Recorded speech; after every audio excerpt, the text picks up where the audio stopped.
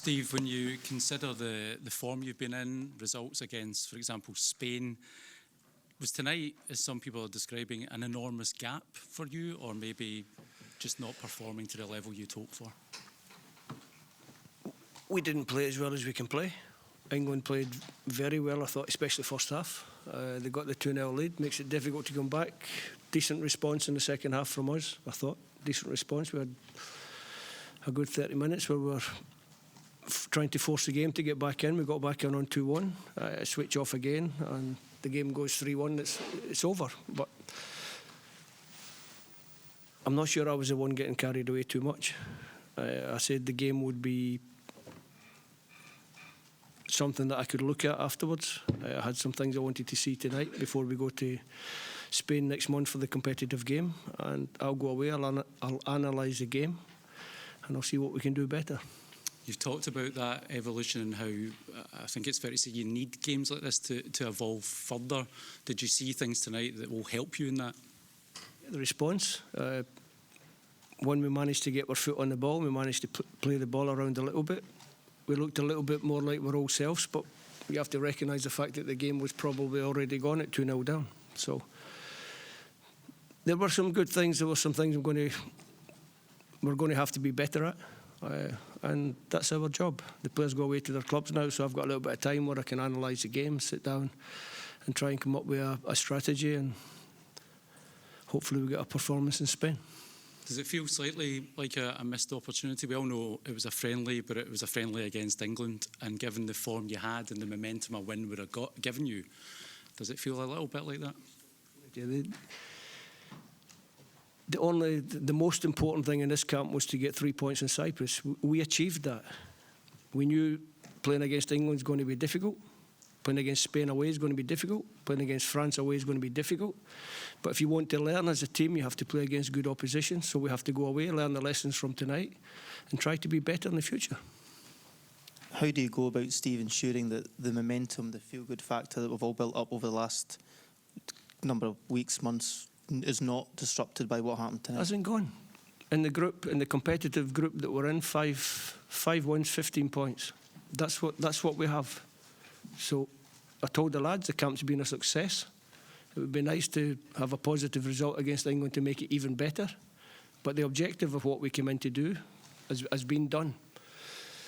Obviously, we didn't want to lose to our old enemy. But on the night, England were better. So sometimes you have to take your medicine in football. And tonight we'll take our medicine and we'll try and improve. Norway won against Georgia. How exciting? As expected. How excited are you about coming back, regrouping with a squad, and hopefully getting that final push to qualification next month? I'm always excited to come away with this squad because I think they've been fantastic for their country. I speak about them all the time, how good they are, how much they want to be together. They've always shown that they're pretty good when a little bit of adversity. They've always bounced back in a good shape, so hopefully next month they can do that. Steve, Scotland haven't conceded many goals in this campaign or in this year. Was that the biggest frustration tonight, the way you conceded the goals, or do you have to credit England? It's a bit of both, really. The goals are... You can always analyse a goal and find fault in it. I'm sure England, Gareth, will look at the goals and say they've created some really good goals. Obviously, one or two small mistakes on our side that I think we can defend better. I think we have defended better by and large. Tonight we didn't defend as well as we could do. So, yeah, something to improve. You did say that Scotland have got 3 games against what you would call pot 1 teams, and you might have to take that medicine at times. But how much do you learn, and how much can you put that into the next 2 games now against tough opposition? Yeah, the way we shaped the team, the personnel I started with, I had some ideas in my head that I wanted to see. I wanted to see how it worked. Obviously, it didn't work that well in the first half. I thought it was a little bit better second half. When the changes came as well, I thought the changes were good, gave us a little bit more impetus, a bit of energy. Ryan Christie came into the pitch really well, which is nice to see. And then, like I said, just as it looked as though we might get a chance to go further in the game and get something out of the game, I was just getting ready to make some more positive changes. England got the third, and that sort of killed the night. What did that backing feel like from the supporters at the start with the national anthem? It was quite a scene, wasn't it? Nah, the supporters are brilliant. We know that they're in a good place. They should be disappointed tonight that we haven't managed to get a positive result, but I'm pretty sure they understand where we are.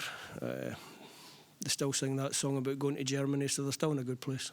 I know you said you weren't going to focus on the Norway-Georgia result during the game. When you saw the result afterwards, was it just a shrug of the shoulders and a quick look to next month and looking what you can do in that camp? I just assumed that the result hadn't gone the way we wanted it to go, and it was only when I was walking down the corridor that Darryl actually told me the score. So it was a game that wasn't on my mind. Steve, I know you said that the team to grow again might have to go through some pain. When you talk about things not going to plan, is keeping the ball at this level, is that the big difference with the team at this, playing against top teams like England? They don't keep the ball well enough? Yeah, but in that, you also have to understand how good England are at pressing the ball. They made it very difficult for us first half. We couldn't get our foot on it. We couldn't string enough passes together to open the game. Certainly early in the game when we felt as though we were on the back foot. So now you have to learn to play against the speed and the physicality of the opposition, and England have certainly got both speed and physicality, as well as a lot of talented players. Any last questions?